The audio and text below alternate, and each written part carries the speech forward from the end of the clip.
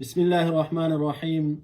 الحمد لله رب العالمين، والصلاة والسلام على خير خلقه محمد وعلى آله وصحبه أجمعين، وبعد.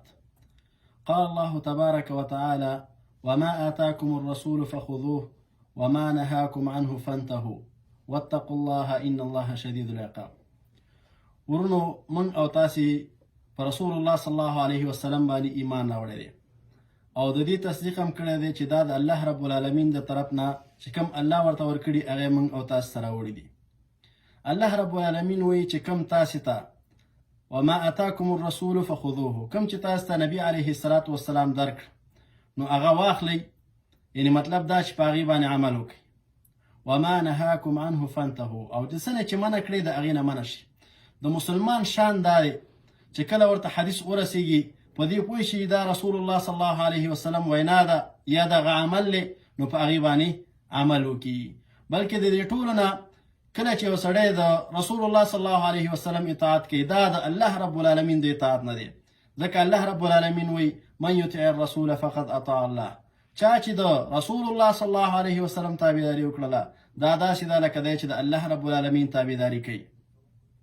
دغه رنګې هغه کسان چې د رسول الله صلی الله علیه وسلم د اوامرو مخالفت کوي او د هغه امر نه مني او بیا ځان ته مؤمن وي، الله رب العالمین وي: فليحذر الذين يخالفون عن امره.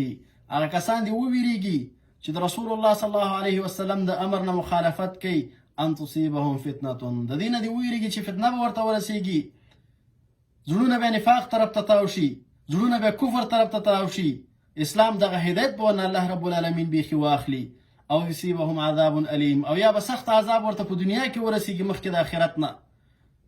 مخکې د آخرت نه په دنیا کې ورته سخت عذاب ورسیږي. الله رب العالمین دوی د دې نه وویریږي.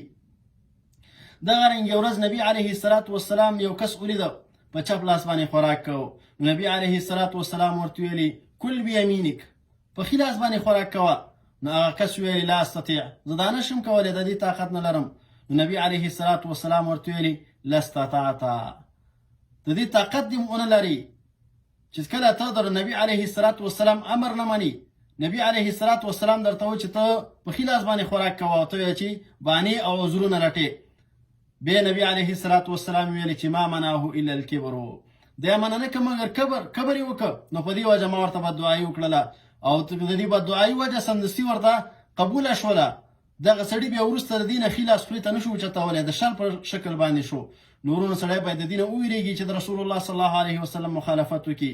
دغه رنګ مو تاسې ټول الحمدلله مسلمانان یو، باید کومه خبره چې موږ او تاسو ته ورسیږي چې دا د رسول الله صلی الله علیه وسلم د طرفه ده، په هغې باندې عمل وکړو. وصلی الله تعالی علی خیر خلقه محمد وعلى آله وصحبه اجمعین.